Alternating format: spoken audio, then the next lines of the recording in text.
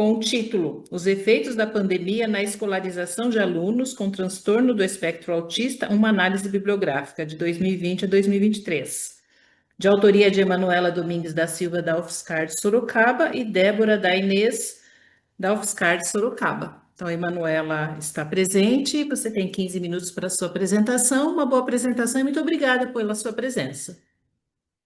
Obrigada, boa tarde a todos. Meu nome é Manuela Domingues da Silva e o tema do meu trabalho, como a Lídia apresentou, os efeitos da pandemia na escolarização de estudantes com transtorno do espectro autista, uma análise bibliográfica de 2020 a 2023, sobre a orientação da professora doutora Débora Daines. Esse trabalho é um resumo expandido do meu TCC, no qual irei apresentar amanhã. Pode passar, por favor.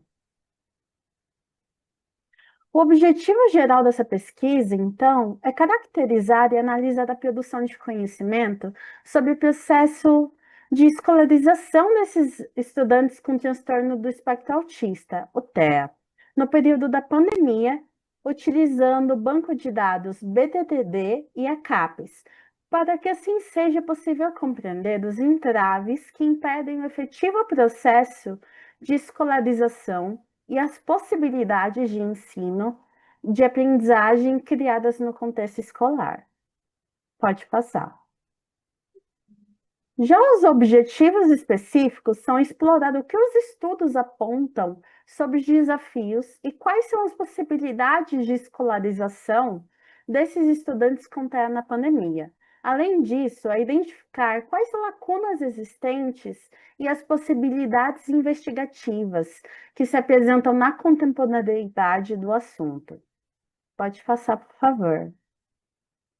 O método da pesquisa se caracteriza como uma pesquisa bibliográfica, que, segundo Souza de Oliveira e Alves, em 2021, tem a finalidade de aprimoramento e atualização do conhecimento através da investigação científica de obras já publicadas.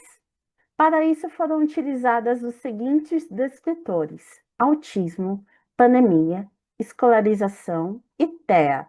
Foram selecionados somente trabalhos que abordam o processo de escolarização desses estudantes com TEA na pandemia, independente da faixa etária e com enfoque na etapa básica de ensino.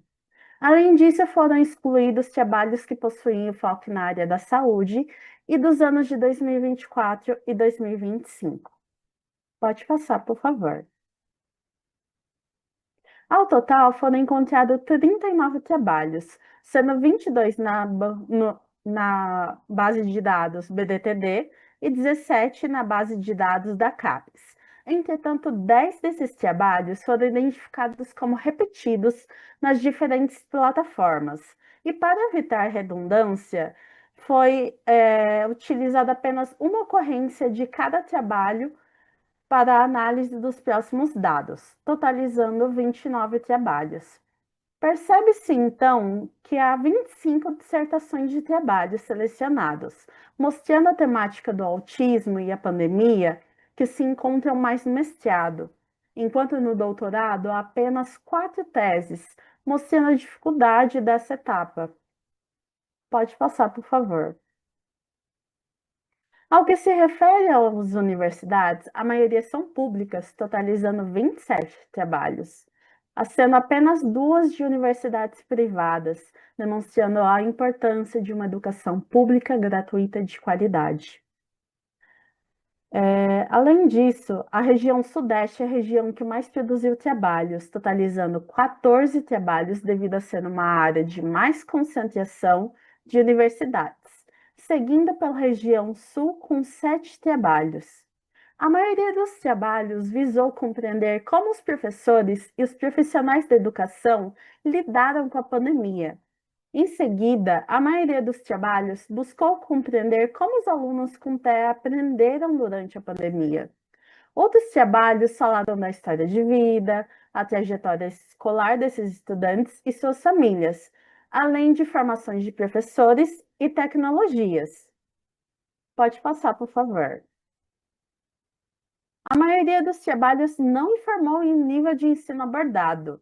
enquanto os que informaram, 6 foram sobre educação infantil, o nível mais afetado pela pandemia. E 6 também foram de mais de um nível de ensino para comparação. Apenas 2 trabalhos de cada eram sobre ensino fundamental 1, ensino fundamental 2 e ensino médio. A base teórica utilizada nos trabalhos não foi informada em 20 deles, sendo uma etapa fundamental para a pesquisa. Vygotsky apareceu em 7 trabalhos, Paulo Freire apareceu em 2 trabalhos e John Flavel apareceu em um trabalho. Além disso, 15 trabalhos não possuem enfoque metodológico, uma etapa também fundamental.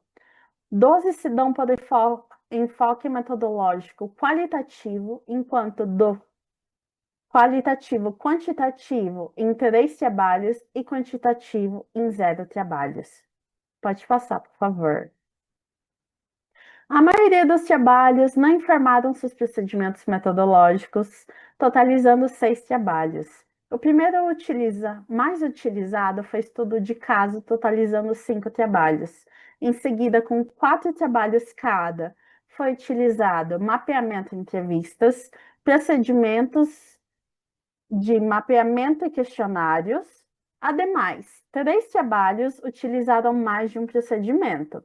Em 2 trabalhos, houve mapeamento e encontros não presenciais. Em apenas um trabalho de cada, foi utilizado desenho instrucional, observação participante, questionários e entrevistas. Pode passar, por favor.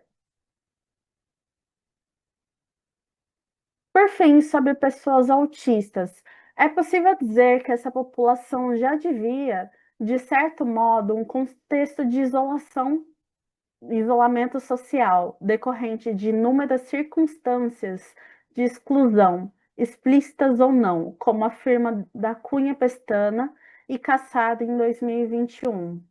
Santos Macedo e Mafra, em 2022, afirmam que se deve haver uma valorização de potencialidades das pessoas autistas, como superar a exclusão e melhorar como sociedade. Exemplos dessas potencialidades são as práticas pedagógicas que promovam a mediação e a atribuição de sentido às ações do aluno com TEA e que busquem a interação entre pares com o intuito de promover a comunicação e trocas para quebrar o estigma do TEA, como afirma Martins e Monteiro em 2019. Pode passar, por favor. Possíveis caminhos para a escolarização desses estudantes com TEA no ensino remoto poderia ser a criação de espaço específico para esse estudo, que se assemelhe à escola, mas que a casa em si ainda tenha valores de brincadeira e descanso. Mas isso não se limita somente a crianças com deficiência, como afirma Souza e Daines em 2020, pois acessibilidade e adaptações auxiliam a todos. Outro ponto é que crianças com TEA ficaram afastadas não somente do ambiente escolar, mas também de suas terapias, suas consultas, fisioterapias, tornando um prejuízo não somente na alfabetização e letramento, mas também no desenvolvimento completo dessas crianças, como afirma Cardoso Taveira Estibo em 2021. É necessário compreender que uma conjuntura de ações insera da pública e da própria escola, uma estrutura micro, como de professores da escola e familiares, para que assim, em futuras pandemias, não se afete tanto os sujeitos com TEA e seus processos de escolarização, e nem que isso sobrecarregue as famílias e profissionais da educação, além de auxiliar as consequências pós-pandêmicas. Pode passar, por favor. Por fim, eu gostaria de deixar uma frase de reflexão que impactou no meu trabalho. É necessário também ressaltar que eu sou uma pessoa com transtorno do espectro autista e luto por uma educação pública, gratuita, de qualidade, e eu busco, dentro da educação, do ensino superior, ser uma voz ativa por todos aqueles que não puderam estar no meu lugar. E como afirma Della Plane, em 2018, página 4, a doença só tem realidade e valor de doença no interior e cultura que a reconhece como tal. Pode passar. E essas são minhas referências. Obrigada. Ok, parabéns, Emanuela. Um belíssimo trabalho, né, que traz muitas reflexões aí na questão desses sujeitos com transtorno do espectro autista, uma análise aí no período da pandemia.